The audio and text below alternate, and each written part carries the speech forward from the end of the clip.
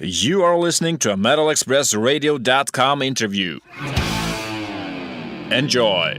Hi, this is Mick Burgess, and I'm joined today by Neil Wilkinson, guitarist with Spartan Warrior. Neil, how are you doing? Hi, I'm fine, thanks, Mick. Well, it's great to see you today. Your album, Hell to Pay, has been out for a few weeks now. How's the reaction been so far? Mostly really good. It's been getting some really good reviews, which is always nice, because when you're doing an album, you're never quite sure how it's going to be received. But so far, the majority has been really, really positive. So I'm very happy about it. Because it's been 8 years since your last album, Behind Closed Eyes. I mean, what have you been up to in those intervening years? Well, most of it was, there was some few lineup changes, so I was getting to grips with the new lineup, and we decided really to concentrate on live work. We'd sort of reformed, and the whole point of reform was to put another album out. And once that was done with the last album, Behind Closed Eyes, we decided that maybe we fancied doing live stuff. So it was a mix of concentrating on live stuff and writing stuff for the next album. Although I've got to be honest, there wasn't actually any plans to do another album after that. But as we were playing and doing gigs and stuff, it's inevitable you start writing songs, and it was nice. We just decided we were going to do another one. Yeah. So when did you actually start work on it? Way back. To be honest, although there was no plans to do another one after Behind Closed Eyes, I'd already had some ideas for it just as we'd finished Behind Closed Eyes, and just as that was going out, I think I had 2 or 3 ideas, so I was working on those as far back as then. And then they were more or less done. Then we had a few lineup changes, and songwriting was just a natural thing to do. It always has been for me and Dave and stuff, so we just kept going. And then I think it was about 2013 we maybe thought we might do another album, and there seemed to be some interest, so I thought, why not? Do any of those riffs and ideas go right back to your very early days, that you've looked in your box of tricks and dragged them out again? Not for this one. Again, for Behind Closed Eyes, that was a mixture of very old ideas. Some were as far back as 83, when we were recording the first album, and stuff that didn't get used. So, but then there was also other songs that were worked on as fresh ideas. But for the new album, with there being a new lineup, I wouldn't say it was a conscious thing, but I thought it was probably a good time to work on all totally fresh material. So everything that we came up with really was sort of done from scratch for Hell to Pay. So you write most of the music, and you do some co-writing as well with Dan. I mean, how do you write together? Do you jam? It's literally just jamming ideas. Sometimes it's a rehearsal. Sometimes it's if I'm just sitting in the house playing on my own. There's no set way of doing it. I think it's like a mix of those things, either just jamming ideas, and it's always a bit strange for me, because I always find like getting a new bit of gear gives you a bit of a push to come up with new ideas and stuff. I remember one song that we did, it came off the back of getting this new bit of gear, and that just seemed to get the ideas going again a bit. Mostly jamming ideas with a bit of stuff on my own, Did you record those while you're jamming, just so you don't forget them, or? I tend to now. It's a funny thing. I don't know if it's age or what, but I know back in the day I could come up with something and I'd just remember it. But now, because we do the recording at my home studio, I've got a session open all the time on there, and if I've got an idea, I'll just put it down just so that it's there, and so that I don't forget it really. All right. And then I can work on it at my leisure, sort of thing. Is that in Pro Tools or something like that? Yeah, I've got a Pro Tools set up. I mind it's prehistoric by Pro Tools standards. Yeah, it does the job though, doesn't it? Well, that's it. I've always thought, it's the thing with technology is that it's so hard to keep up with it for me. And I remember when I first bought it, I bought it back in 2009, I think, and when I got within weeks of buying it, the new version came out, and I didn't know anything about recording and computers, so I just decided to live with it. And I thought, well, if it's not broke, don't fix it. So I just keep using that. Exactly. So Yeah. I've upgraded various other things, but I generally stick with the same software. Yeah. So what bands have been influencing you now those intervening years? Well, I'm I'm a bit set in my ways, I suppose. I still like the stuff I listened to when I was a kid, and I mean, Michael Schenker's always been one of my biggest influences. Queensryche as well, massive Queensryche fan. And I've got a big thing about guitar partnerships as well. For harmony stuff, and again, the Queensryche guys for harmony guitars are, for me, right up there, along with Brian Robertson and Scott Gorham and all that sort of thing. But mostly, I'm still in the same sort of stuff. UFO, Black Sabbath, Led Zeppelin, Van Halen, and of course there are loads of the NWOBHM bands that I'm gigging with now. All great names to be influenced by. Really. Absolutely. Because your brother Dave handles most of the lyric writing. Do you tend to present him with your musical ideas, and he goes away and writes lyrics around that? Yeah, that's generally the way it works. I mean, I was saying there's no set formula, but I would say that the one thing that is pretty set in stone is that the music tends to come first, and then once we've got sort of the music done in the song, then he takes it away and works around that. Yeah. So, I mean, it's solely Dave that does all the lyrics. Does he do the melodies to go with the lyrics as well? Yeah, he does all of that. So what sort of themes are you exploring on this album then? Oh, David probably best answer that one. But I mean, it's a mix of things. He generally tends to use either films he's watched or books he's read.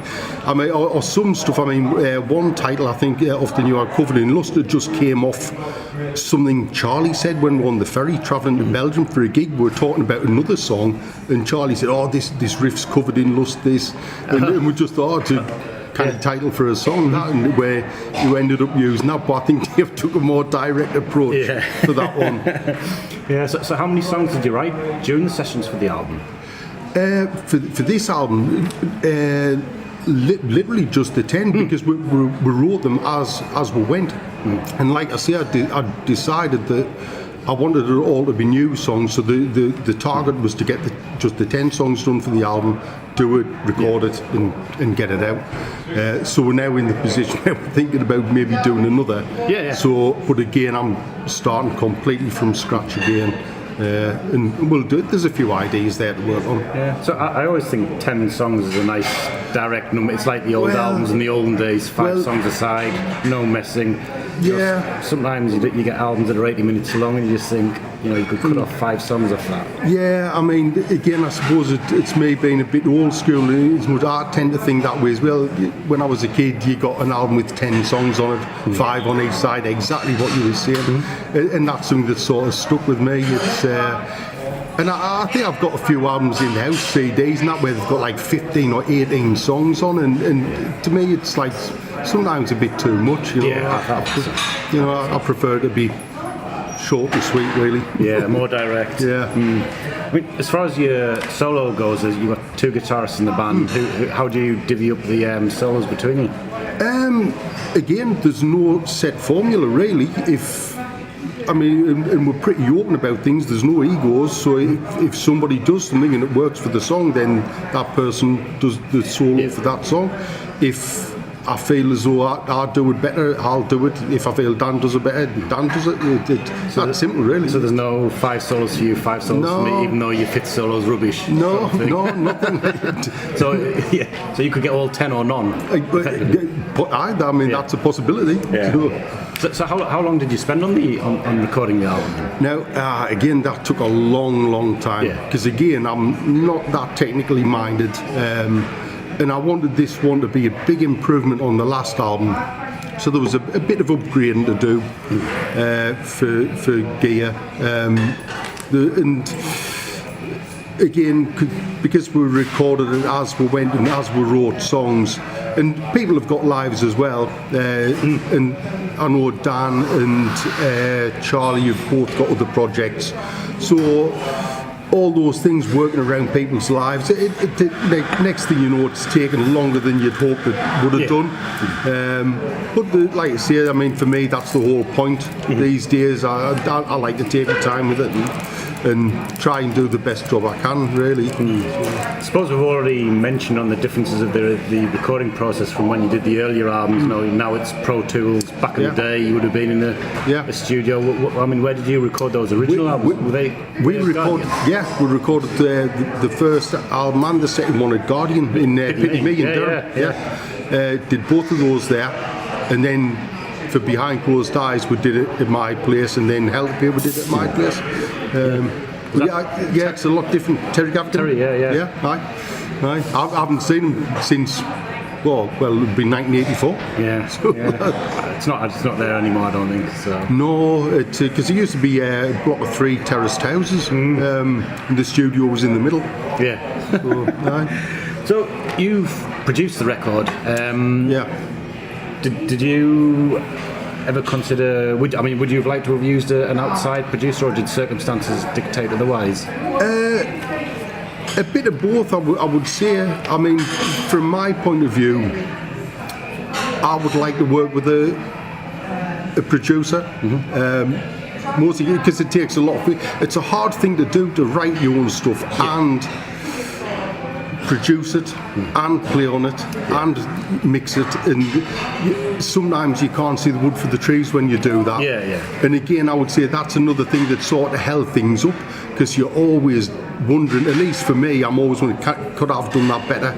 Could I have mixed it better? Could I get it sounding better? It's all those sorts of things, whereas if you got somebody to make that decision for you, I think personally you can be a bit too close to a project.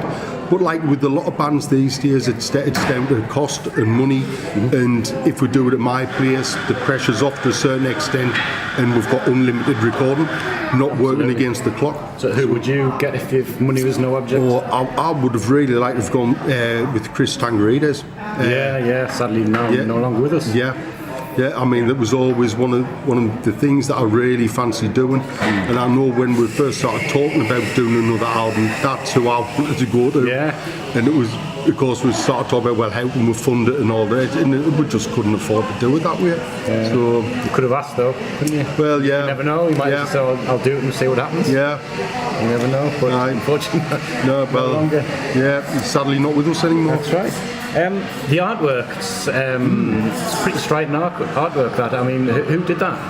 Now, that was a guy called Timo Wurtz, a German artist. Now, we weren't really sure what we wanted for artwork, and we weren't really sure how we were going to fund it. And once we'd been started talking to the label, they put us in touch with him, and he contacted us. To be honest, I didn't have that much to do with the artwork, because I'm rubbish with art. I haven't got a clue. But the rest of the lads sort of got their heads together, decided what we were going to call the album, first of all. Then once I had that, they gave Timo a brief of what we wanted to do, and he was really good. He would do 4 brief sketches at a time, send us them, and say, which one do you like best? And then we'd tell him, and then he would do another load of sketches. So we involved it with sort of the artwork all the way through. But he's cracking artist, like. I mean, I really like it. Apparently, he does a lot of stuff for Marvel comics. I didn't know that, but I was pleased with it. So I know when you popped the album through the door, and I was looking at it, and my daughter picked up it and said, "Oh, that's really, she really like the artwork." Like I said, striking artwork. I mean, on the album, there's 9, fine slices of metal on there and a ballad. Something to believe in. Brings a nice change of pace. Yeah, well, I've got a bit of a thing for power ballads. And as well as that, I mean, although I love playing fast, hard, heavy songs, I also like. it's another string to your bow, being able to write and play that sort of things, and from a production perspective, being sort of getting the production of a ballad right, another, for me anyway, another skill in itself. And I know from myself as well, from a listener's point of view, I like a bit variation in there. So it's, although we really don't do anything planned, we do try and put a ballad in there on every album we've done. Yeah, really makes the heavier stuff sound heavier as well. Well, yeah, you've got to have night to have day, and it's that cheesy though that sounds, that's sort of how it works. It's like when you go and see Slipknot, every song's like getting your head caved in with a baseball bat, and it gets a bit relentless after a while. Well, yeah. Hey, hitting the road, I mean, playing live shows, you've talked about, how you love playing live. I mean, what are your touring plans at the moment? To be fair, there's not a lot in at the moment. We've got a gig coming up with Trills, and I think there's another one that we're working on up in Scotland, but I can't see at the moment because we've got to wait till that's been announced. But we're talking to people all the time. We're hoping to get some festivals coming in Europe again. Love playing out there. I think we did Blast from the Past in Belgium. That was great. Really good festival, that one. So hopefully there'll be some more coming, and I really fancy getting down to South America as well. I've been thinking about that for about the past 3 or 4 years, and I know a couple of bands that have done it and they've had a great time, so I'm keen to try and get that done if we can. I mean, now that you've reformed, you've got 2 albums under your belts again since you've reformed. I mean, what are your plans for the future? Just more live shows and, like you said, possibly another. Well, for the moment, it's an ongoing thing for me. I'm 54, I've been playing guitar since I was 4, so I can't ever see that I'm never ever going to do this. So this is your half-century anniversary. Pretty much more the same, really, just to see what gigs we can get in, try and get some festivals, and just keep writing songs. And we're contracted for another couple of albums, so hopefully we'll get some more ideas, get some more songs written, and do another album. So, excellent. Well, Neil, it's been an absolute pleasure. Best of luck with the album release and the tune that comes afterwards. Thanks very much, mate.